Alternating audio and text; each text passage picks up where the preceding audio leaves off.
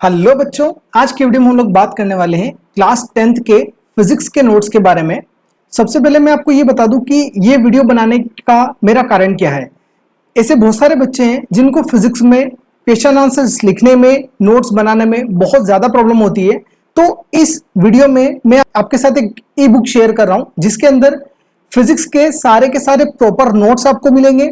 NCERT के जो in-text questions है, इंटेक्स्ट क्वेश्चन का मतलब ये होगा कि पर्टिकुलर जो भी चैप्टर है उस चैप्टर के बीच में आपसे एनसीईआरटी के अंदर क्वेश्चंस पूछे हुए हैं, उन क्वेश्चंस को हम लोग बोलते हैं इंटेक्स्ट क्वेश्चन।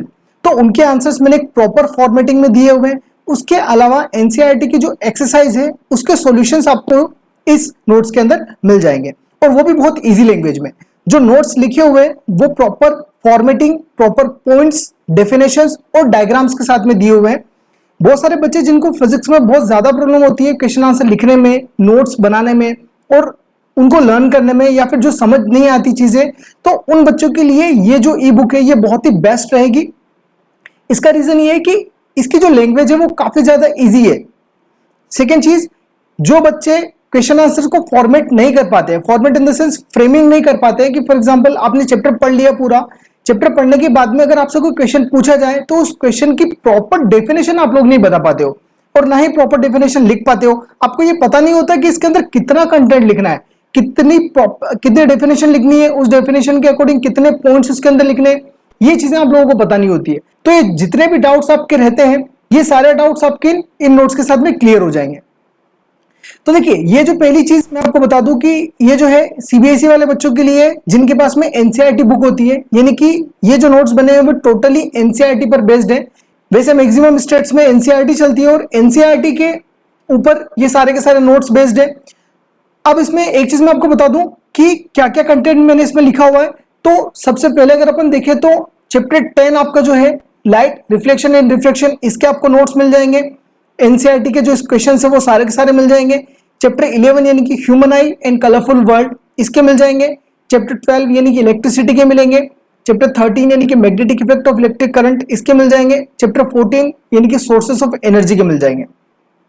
तो ये पांचों चैप्टर्स जो फिजिक्स के इसके अंदर कवर है। इसके अलावा दूसरे चैप्टर्स केमिस्ट्री या बायोलॉजी इसके अंदर नहीं है, ये मैं आपको पहले क्लियर कर रहा हूं।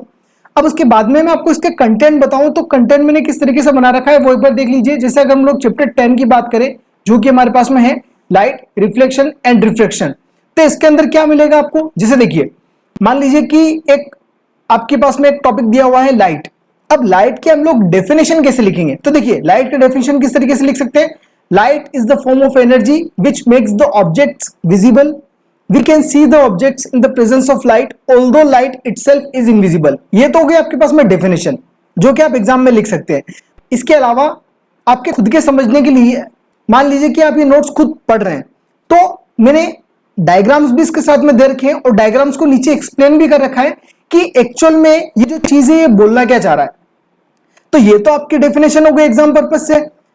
उसके बाद में समझने के लिए डायग्राम हो गया और उस डायग्राम का एक्सप्लेनेशन नीचे दे रखा है। उसके अलावा अगर आप आगे बढ़ेंगे तो जैसे देखिए सोर्सेस ऑफ लाइट की अगर आप बात करेंगे तो सोर्सेस ऑफ लाइट में क्या क्या होते हैं, सेल्फ ल्यूमिनस होता है और नॉन ल्यूमिनस होता है। इस टाइप के सोर्सेस दे रखे हैं, तो डिटेल में आप लोग पढ़ सकते हैं जब आप इसको अगर परचेस करते हैं तो।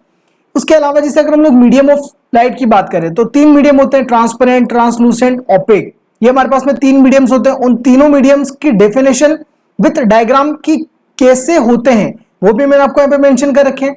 उसके अलावा रे ऑफ लाइट जैसे क्या होता है, बीम ऑफ लाइट क्या होता है, convergent beam, divergent beam, parallel beam, ये सारे के सारे नोट्स मैंने आपको इस तरीके से दे रखे हैं। और यहाँ से आपका जो मेन टॉपिक है यानी कि रिफ्लेक्शन ऑफ लाइट स्टार्ट होता है, तो ये भी मैंने आपको यहाँ पर मेंशन कर रखा है, इसकी डेफिनेशन के साथ में डायग्राम।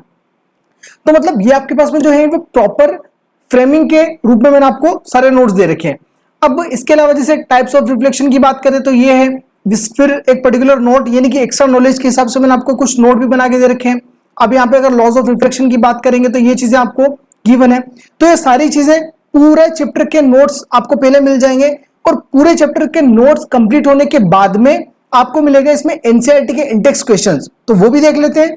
देखिए जैसे पूरे चैप्टर के नोट्स कंप्लीट हो गए। अब नोट्स कंप्लीट होने के बाद में यहाँ पे दे रखा है NCERT Intex questions and answers, यानी कि जितने भी क्वेश्चन आंसर्स बीच में पूछे हुए हैं वो मैंने बीच में ना लिखते हुए सबसे लास्ट में कर दिए हैं।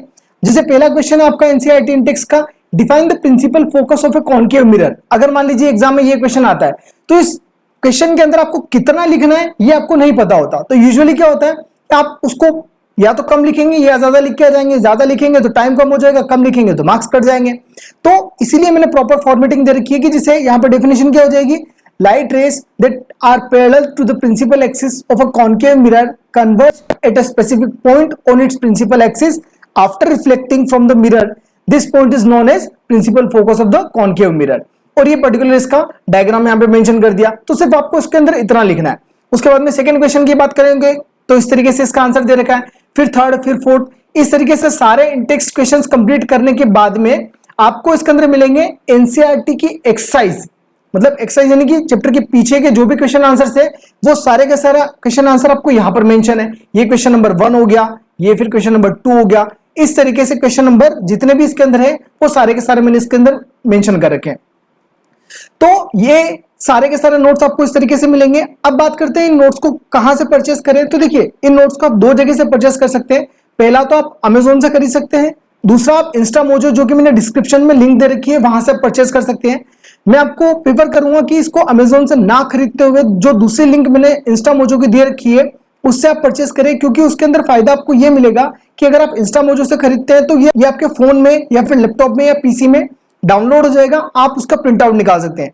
अगर आप इसको अमेजोन से खरीदेंगे तो अमेजोन पे इसका सिर्फ किंडल एडिशन अवेलेबल है। किंडल एडिशन यानी कि सिर्फ आप इसको मोबाइल के अंदर या फिर जो भी आपका लैपटॉप या पीसी है उसके अंदर आप सिर्फ पढ़ पाएंगे, इसका प्रिंट आउट नहीं निकाल पाएंगे, क्योंकि किंडल एडिशन में क्या होता है जो ई बुक्स होती है वो सिर्फ सॉफ्ट कॉपी में होती है, हार्ड कॉपी में अवेलेबल नहीं हो पाएगी। इसलिए आप इसको अगर इंस्टामोजो से खरीदेंगे तो कभी आपको फ्यूचर में इसका प्रिंट आउट भी निकालना हो तो आप इसके प्रिंट्स निकाल सकते हैं। ओके, इसके अलावा अगर आपकी और कोई क्वायरी हो या फिर अगर आपको कुछ पूछना हो तो कमेंट सेक्शन में आप पूछ सकते हैं, या फिर मैं डिस्क्रिप्शन में ईमेल आईडी भी मेंशन कर रहा हूं तो उसमें भी आप आपकी क्वायरी मुझे मेंशन कर सकते हैं। इस बुक का प्राइस ज्यादा नहीं है, 150 के अराउंड आपको ये बुक पड़ेगी। ओके, सो अगर आपको ये बुक खरीदनी है तो मैंने दोनों लिंक्स डिस्क्रिप्शन में मेंशन कर रखी है, आप इस बुक को वहां से परचेस कर सकते हैं। Thanks for watching.